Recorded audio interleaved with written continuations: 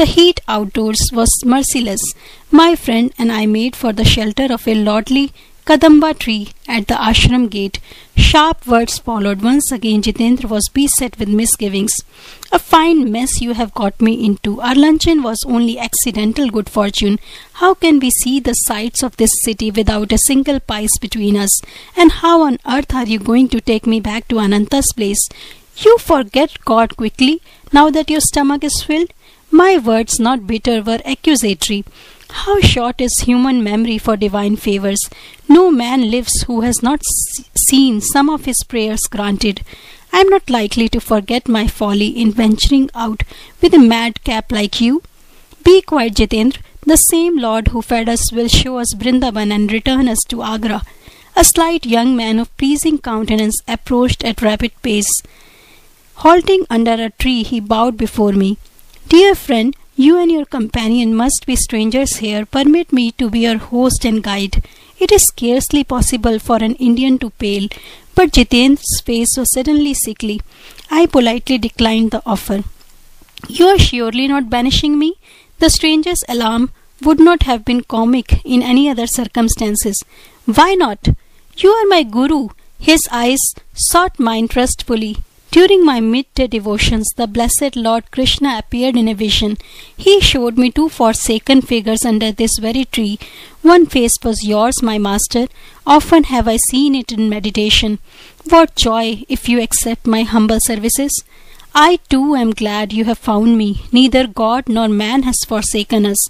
Though I was motionless, smiling at the eager face before me, an inward obeisance cast me at the divine feet. Dear friends, will you not honor my home with a visit? You are kind, but the plan is unfeasible. Already we are guests of my brother in Agra. At least give me memories of touring Brindaban with you. I gladly consented. The young man, who said his name was Pratap Chatterjee, hailed a horse carriage.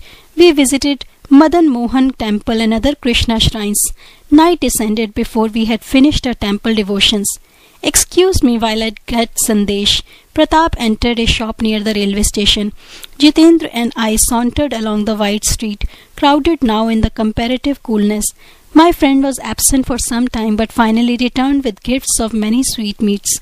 Please allow me to gain this religious merit. Pratap smiled pleadingly as he held out a bundle of rupee notes and 2 tickets just purchased to Agra. The reverence of my acceptance was for the invisible hand, scoffed at by Ananta. Had its bounty not far exceeded necessity? We sought out a secluded spot near the station. Pratap, I will instruct you in the Kriya of Lahiri Mahasaya, the greatest yogi of modern times. His technique will be your guru. The initiation was concluded in a half hour. Kriya is your Chintamani, I told the new student. The technique, which as you see is simple, embodies the art of quickening man's spiritual evolution. Hindu scriptures teach that the incarnating ego requires 1,000,000 years to obtain liberation from Maya. This natural period is greatly shortened through Kriya Yoga. Just as plant growth can be accelerated far beyond its normal rate, as Jagdish Chandra Bose has demonstrated, so man's psychological development also can be speeded by scientific means. Be faithful in your practice, you will approach the Guru of all Gurus.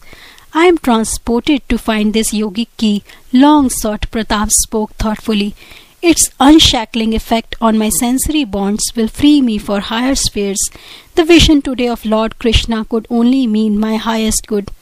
We sat a while in silent understanding, then walked slowly to the station. Joy was within me as I boarded the train, but this was Jitendra's day for tears. My affectionate farewell to Pratap had been punctuated by stifled sobs from both my companions. The journey once more found Jitendra in a welter of grief, not for himself this time, but against himself.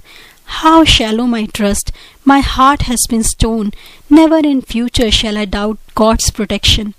Midnight was approaching. The two Cinderellas sent forth Penniless entered Ananta's bedroom. Just as he had slightly predicted, his face was a study in astonishment. Silently I showered a table with rupee notes. Jitendra, the truth. Ananta's tone was jocular. Has not this youngster been staging a hold-up? But as the tale was unfolded, my brother turned sober, then solemn. The law of demand and supply reaches into subtler realms than I had supposed. Ananta spoke with a spiritual enthusiasm never before noticeable. I understand for the first time your indifference to the walls and vulgar accumulations of the world. Late as it was, my brother insisted that he receive Diksha into Kriya Yoga. The Guru Mukund had to shoulder in one night the responsibility of 2 unsought disciples. Breakfast on the following day was eaten in a harmonious atmosphere that had been absent on the preceding morning. I smiled at Jitendra. You shall not be cheated of the Taj. Let us view it before starting for Serampore. Bidding farewell to Anant, my friend and I were soon before the glory of Agra, the Taj Mahal. White marble dazzling in the sun, it stands a vision of pure symmetry. The perfect setting is dark cypress, glossy lawn, and tranquil lagoon. The interior is exquisite, with lace-like carvings inlaid with semi-precious stones.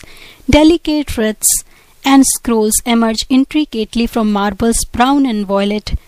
Illumination from the dome falls on the cenographs of Emperor Shah Jahan and Mumtaz Mahal, queen of his realm and his heart.